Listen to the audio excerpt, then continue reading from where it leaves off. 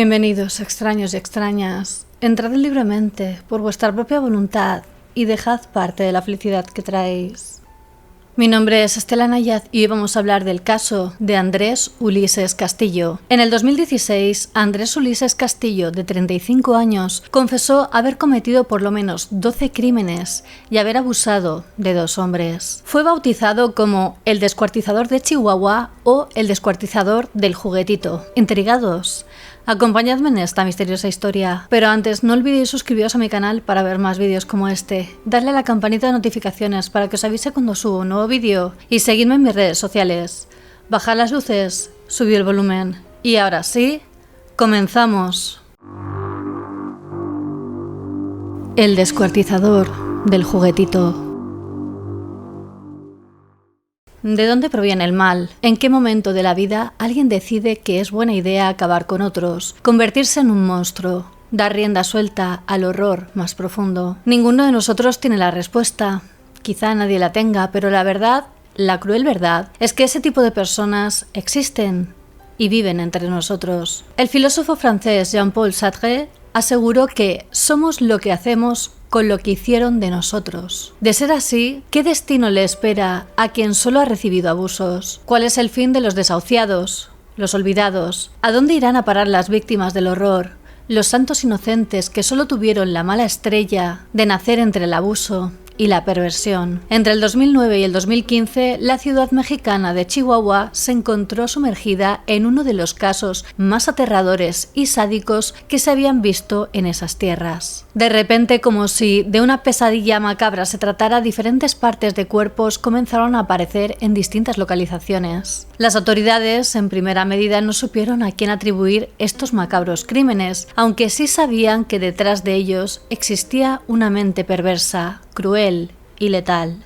Conocer la identidad del perpetrador fue el trabajo conjunto de decenas de agentes de la ley, quienes a cada nuevo detalle que descubrían entendían que no se hallaban delante de un criminal cualquiera. El caso del descuartizador del juguetito, como se le conoció, nos enseña que los horrores del pasado nos acompañan toda la vida. Es nuestra decisión transformarlos en un motor para nuestro beneficio o en la herramienta primordial para desatar el horror. Pero empecemos por el principio. El 5 de noviembre del 2016, los agentes de la Policía Estatal Investigadora detuvieron a un traficante de poca monta llamado Ulises Castillo Villarreal, de 35 años. Aquel era uno de los tantos arrestos que se venían realizando en la ciudad de Chihuahua, en una estrategia para acabar con el microtráfico. Durante la captura, a Ulises se le encontraron varios miligramos de la droga conocida como cristal o metanfetamina, lo que hizo que las autoridades obtuvieran una orden de aprehensión en su contra. Una vez puesto bajo arresto y tras un largo interrogatorio, la policía se dio cuenta de que Ulises Castillo Villarreal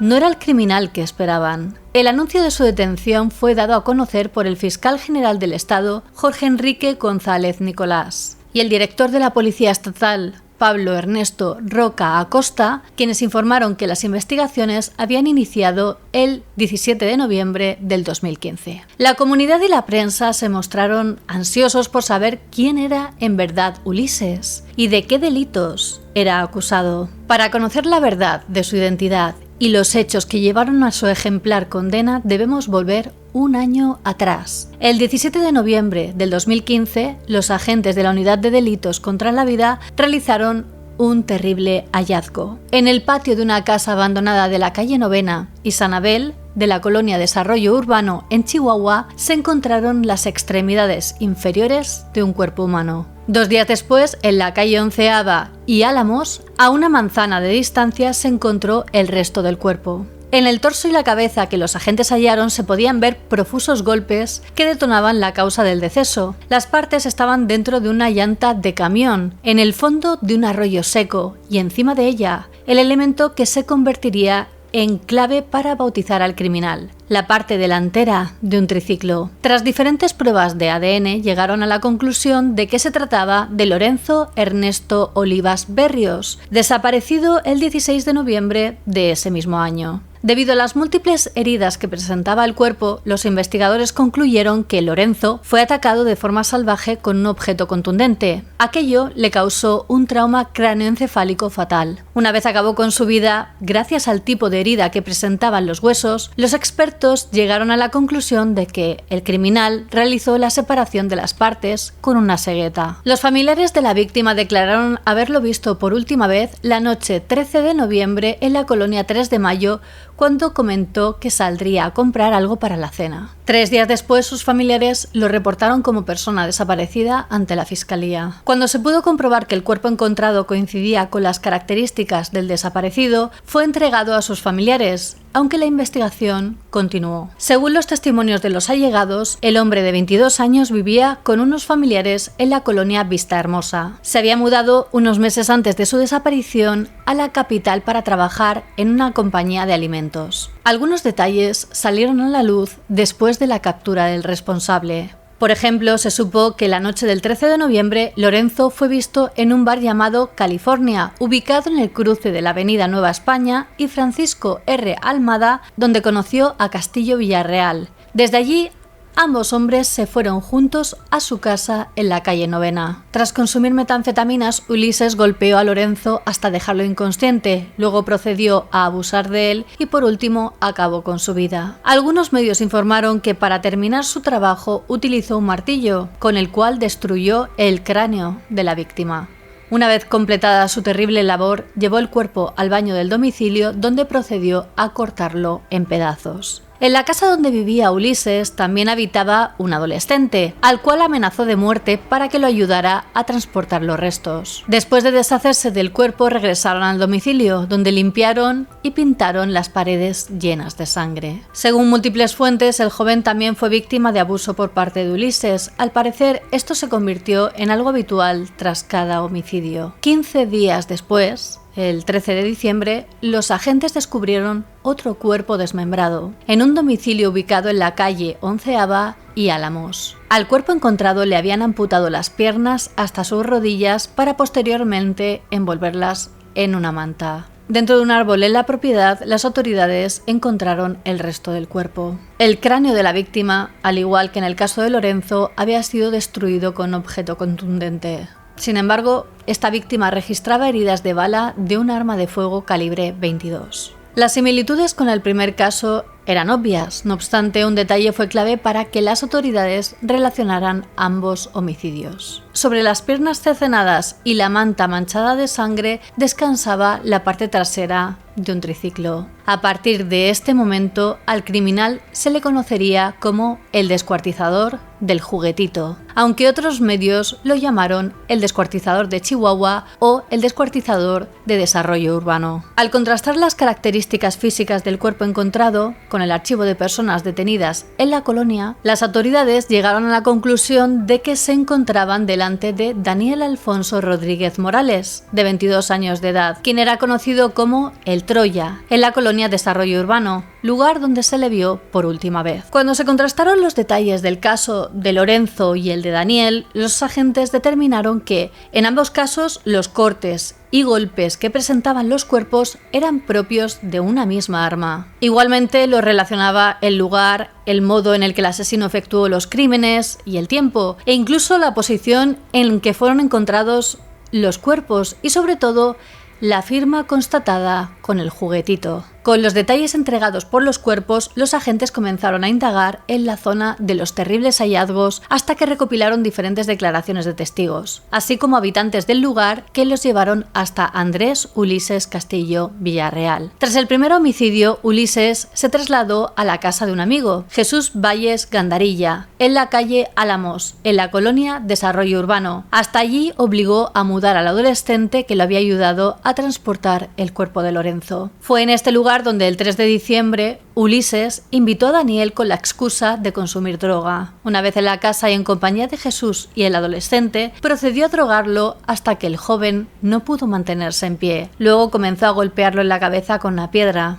hasta terminar con su vida. Sin saber qué hacer ante lo que acababan de ver, los dos testigos se vieron envueltos en la oscura red de Ulises, quien los amenazó de muerte de no ayudarlo a deshacerse del cuerpo. No obstante, de acuerdo con la investigación, se determinó que entre el asesinato de Ernesto y el de Daniel Alfonso, hubo otra víctima más. A principios de diciembre del 2015, Ulises intentó conseguir un lugar donde vivir en el hogar de Fernando Valles Gandarilla, hermano y cuidador principal de Jesús, quien perdió las dos piernas en un accidente y que paradójicamente, tiempo después, le daría asilo en su casa. El hombre se negó, pues no confiaba lo suficiente en Ulises, aunque tenía una buena relación con él. Por ese motivo, aceptó cuando Castillo Villarreal le ofreció consumir metanfetaminas. Una vez a su merced y envuelto en un frenesí de locura, lo golpeó una y otra vez con un martillo en la cabeza. Se desconoce por qué el modo de operar a la hora de esconder el cuerpo fue diferente con esta víctima. Quizás se debió a que, conforme avanzaba en sus matanzas, decidió experimentar con el modo de deshacerse de los cuerpos. También se especula que el crimen contra Fernando no fue planeado, al contrario que con los demás. Por eso no tenía un plan a seguir a la hora de eliminar la evidencia. En este caso, Ulises metió el cuerpo de Fernando en una heladera donde acostumbraban a guardar cerveza clandestina con la cual comercializaban esporádicamente. Luego cavó una fosa dentro de la casa, enterró la nevera y, como era maestro albañil, no le costó trabajo cubrir con cemento el agujero. Para ocultar la marca del desperfecto en el suelo, colocó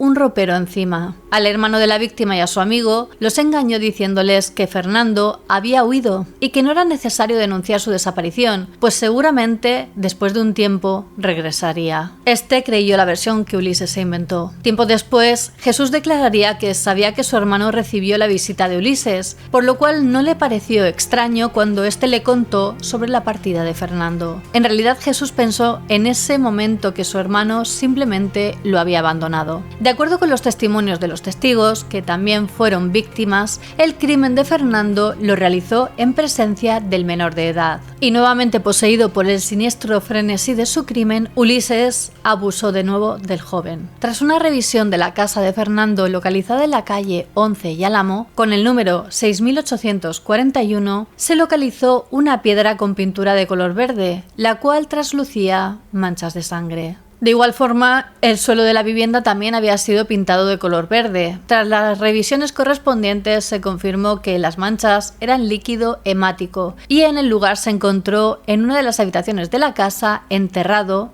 el cuerpo de Fernando Valles Gandarilla. Después de su detención y después de un largo e intenso interrogatorio, trascendió que Ulises vivió en su infancia diferentes episodios de abusos de carácter sexual. Según uno de los agentes que investigó el caso, tras cada asalto contra Ulises, el perpetrador le regalaba unos pequeños carritos de juguete, muy similares a los que tiempo después él dejaría junto a sus víctimas. Según hipótesis de los perfiladores criminales, Castillo Villarreal habría estado reviviendo los abusos vividos en su niñez con cambio de roles, en donde él ya no era la víctima indefensa, sino el victimario con el poder absoluto. Otro de los detalles que trascendió fue que en cada uno de los homicidios Ulises utilizó una cegueta verde para separar las partes y luego usó una carretilla para deshacerse de los cuerpos en lugares públicos del municipio. Para el fiscal Jorge González Nicolás, las víctimas, todos masculinos, dejan ver la pesada carga emocional que Castillo Villarreal tenía por los abusos de su infancia. El perfilador estadounidense de conducta criminal John Douglas explica que la firma de un asesino en serie, en el caso de Castillo Villarreal, la colocación de los juguetes al lado de los cuerpos, es más reveladora que el modo de operar. Douglas define la firma como un detalle personal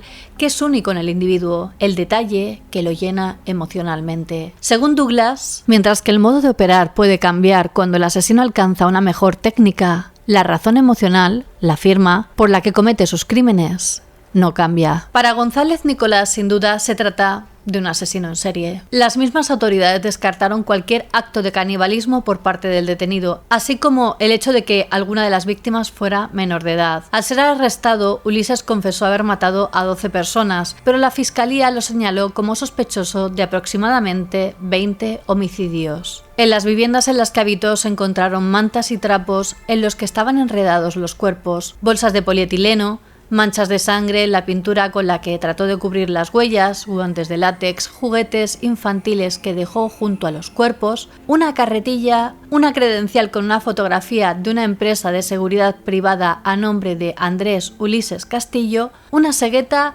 y un par de zapatos negros.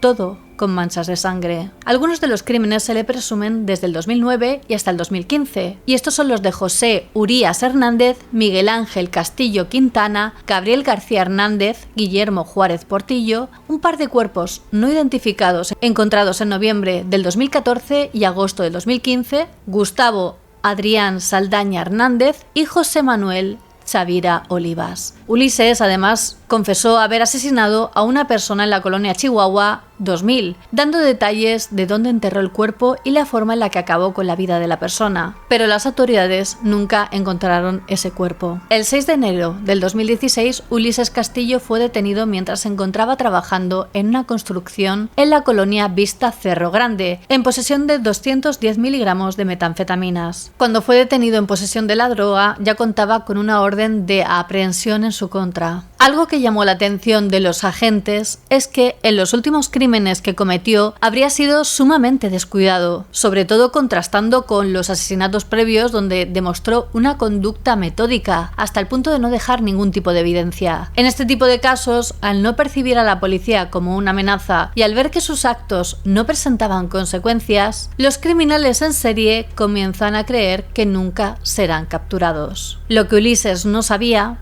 es que los investigadores ya lo tenían perfilado como uno de los sospechosos principales en el caso del asesinato de Lorenzo y Daniel. Por esa razón, una vez en comisaría, las autoridades pusieron en marcha la orden de captura por estos delitos tan solo 2 días después de ser aprehendido. Una juez de lo penal dictaminó los delitos de homicidio y violación como calificados y con todas las agravantes, después de mostrar las evidencias, así como las declaraciones de los testigos y las investigaciones de los agentes. Finalmente, al término de un juicio oral, el 5 de diciembre del 2017, la agente del Ministerio Público presentó pruebas sólidas como periciales, testimoniales, genética, trabajo de campo y gabinete, aunadas a una fehaciente argumentación con las cuales se obtuvo la ejemplar sentencia de 120 años de prisión. En la actualidad, Ulises cumple su sentencia en una cárcel mexicana, aunque la defensa instó a que se le realizaran pruebas psicológicas para descartar causas mentales como el motivo de los crímenes. Por lo que en primera instancia fue trasladado a una institución mental, donde se llegó a la conclusión de que en todo momento, mientras cometió sus crímenes, estuvo en uso de sus 5 sentidos. El caso del descuartizador del juguetito es horrendo por el grado de sadismo al que llegó su perpetrador, engañando a sus víctimas, abusando de su confianza, acabando con su vida de las formas más viles y luego ultrajando sus cuerpos. No obstante, es un caso triste porque pone en evidencia que quizá aquello que tantos expertos dicen en referencia a los asesinos en serie pueda ser verdad, y es que este tipo de criminales no siempre nacen, sino que a veces se hacen, moldeados por las circunstancias de su vida, por la forma en la que los trataron, los lugares donde se movieron y la crueldad a la que estuvieron expuestos. Aquello no es un justificante de sus actos, sino una puerta oscura para entender de dónde proviene el mal. Una entrada que solo algunos cruzan y que todos nosotros vemos a lo lejos. Un vistazo a ese abismo que siempre nos acecha y donde algunos, como Ulises, miran directamente hasta ser poseídos por aquello que les devolvió la mirada. Y bueno, hasta aquí el caso. ¿Y vosotros qué pensáis? ¿Se podría haber evitado alguno de los casos? Decídmelo en los comentarios. Os recuerdo que ya tenéis disponible a la venta mi libro Monstruos Criminales, donde aparecen los casos criminales más bestias de la historia. Os he dejado también los links de mi equipo de grabación en la descripción por si os interesa conocer mi set de rodaje. Quería agradecer a mis mecenas de Patreon por el apoyo que me brindan. Sin vosotros no sería posible. Si vosotros también queréis apoyarme, os dejo el link a Patreon en la descripción, donde también podréis ver los beneficios de cada nivel. Y quería hacer una mención especial a los miembros de la Orden del Dragón: Alejandro Rebón Portillo, Douglas Prieto y José Antonio Esteve. Muchísimas gracias por vuestro apoyo y por ayudarme a seguir creando estos vídeos, y ya sabéis que aprecio a todos mis extraños y extrañas, ya seáis nuevos o antiguos extraños del canal. Como siempre, me ayuda mucho que si os ha gustado el vídeo lo compartáis en vuestras redes sociales, dadle a like, así sabré que queréis que haga más vídeos como este, suscribíos a mi canal y dadle a la campanita de notificaciones. No olvidéis seguirme en todas mis redes sociales, os las dejo por aquí y en la descripción, especialmente en Instagram Instagram, que es donde estoy más activa, y subo material muy interesante. Y ahora sí me despido. Nos vemos en el próximo vídeo. Recordad que subo nuevos vídeos cada semana. Hasta pronto.